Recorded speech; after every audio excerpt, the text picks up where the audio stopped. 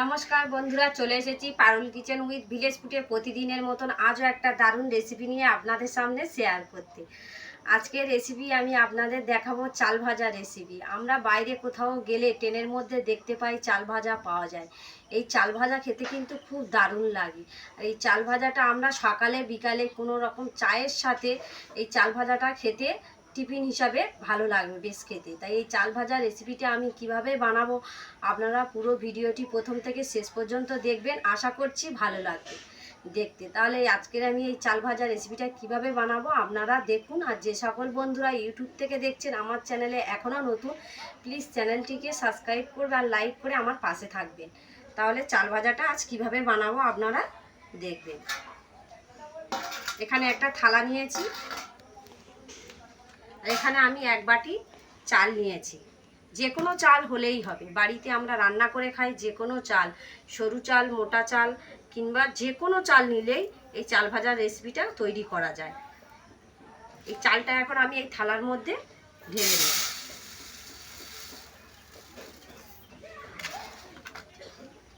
এখানে আমি একটা বাটির মধ্যে এক বাটি জল নিয়েছি। এই জলের মধ্যে এক চামচ আমি চা চামচের এক চামচ লবণ মেশাবো। লবণটা জলের সঙ্গে বেশ ভালো করে মিশিয়ে নিতে হবে।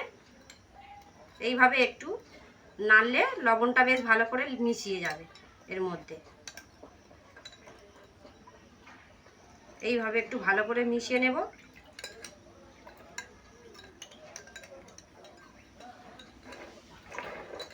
মিশিয়ে নিয়েছি, বেশ লবণ ভালো করে গুলে গেছে জলের সঙ্গে।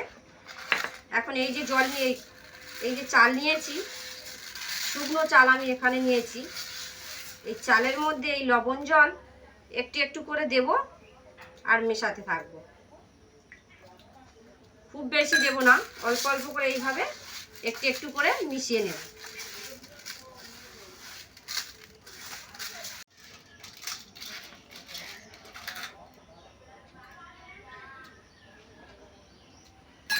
এই দেখুন এইভাবে আমি মিশিয়ে নিয়েছি।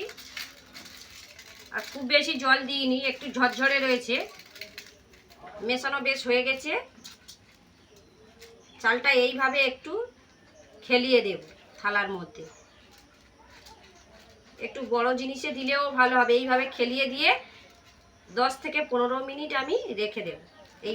এইভাবে একই রকম রেখে দেব।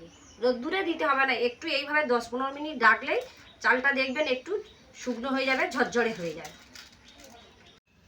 বন্ধুরা, কড়া বসিয়ে দিয়েছি, কড়াই তেল দিয়ে দিয়েছি। আর তেলটা বেশ ভালো করে গরম হয়ে গেছে। আমি কড়াটা একটু আর করে দিয়েছি, আর করে দিলেই সুবিধা হবে। সেই জন্য এবার আমি চাল ভাজাটা বানাবো কিভাবে আপনাদের দেখাবো। এখানে একটা ছেঁকনি নিয়েছি, এই ছেঁকনির উপরে কিছু চাল দিয়ে দিয়েছি প্রথমে, অল্প করে দিয়ে এইভাবে তেলের উপরে ভরব।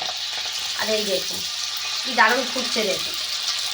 কারণ সরাসরি আমি তেলের উপরে দেব না, সরাসরি তেলের উপরে দিলে তুলতে অসুবিধা হবে, ওই জন্য আমি এই ছেঁকনির উপরে দিয়েছি। আর কি দারুণ ফুটে গেল সঙ্গে সঙ্গে দেখুন। এইভাবে তেল ঝরিয়ে তুলে নেব। আবার কিছু দিয়ে দেব, দিয়ে এইভাবে তেলের উপর ধরব।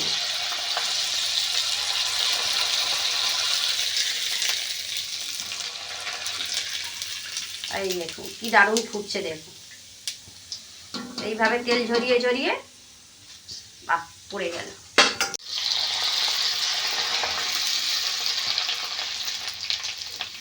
এই দেখুন সঙ্গে সঙ্গে আবার হয়ে গেল কিছু। আমি যে ছেঁকনিটা নিয়েছি একটু ছোট বলে অসুবিধা হচ্ছে, আপনাদের কাছে বড় থাকলে বড় নেবেন, তাহলে সুবিধা হবে। আর ছেঁকনির ডান্ডিটা তো একদম ছোট, ওই জন্য একটু ধরতে অসুবিধা হচ্ছে। আর কি দারুণ তেলের উপর দিলে এইভাবে সঙ্গে সঙ্গে ফুটে যাচ্ছে দেখুন।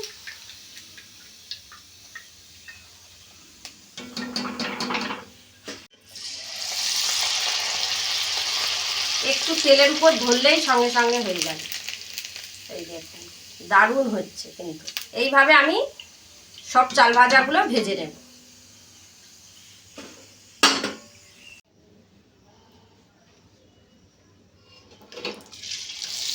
বন্ধুরা, এই লাস্ট চাল ভাজা আমার সব চাল ভেজে নিয়েছি, আর কীরকম এটাও ভাজা হয়ে গেল। এবার কিছু বাদাম ভেজে নেব এই একই রকমভাবে ছেঁকনির সাহায্যে।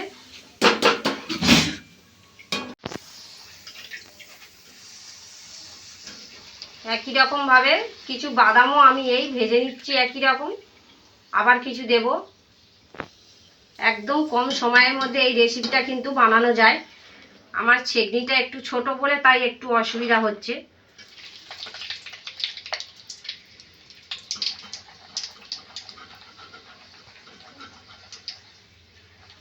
এইভাবে বাদামগুলো বেশ ভালো করে ভেজে নিয়েছি। এই দেখুন কি দারুণ হয়েছে।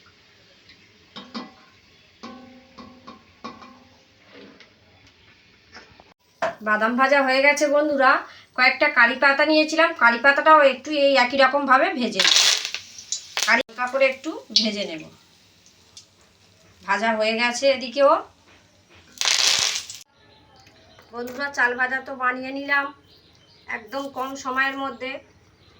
এবার কারি পাতাগুলো দিয়ে দেবো এইভাবে, দিয়ে সব মাখিয়ে নেব চাল ভাজার সঙ্গে। বাদাম, কারি পাতা,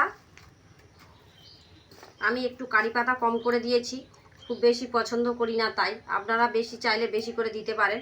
আর সাথে কিছু ঝুরি ভাজা নিয়েছি, এর সঙ্গে মিশিয়ে নেব। আর কি দারুণ দেখতে লাগছে দেখুন, বাদাম, কারি পাতা, ঝুরি ভাজা আর এই চাল ভাজা হলেই চায়ের সঙ্গে একদম জমে যাবে। সকাল বিকালে চায়ের সঙ্গে বেশ দারুণ একটা টিফিন খাওয়া হয়ে যাবে আমাদের। আর আজকে সকালে এই চায়ের সঙ্গে এটাই আমরা টিফিন খাবো। আর কি দারুণ হয়েছে দেখুন,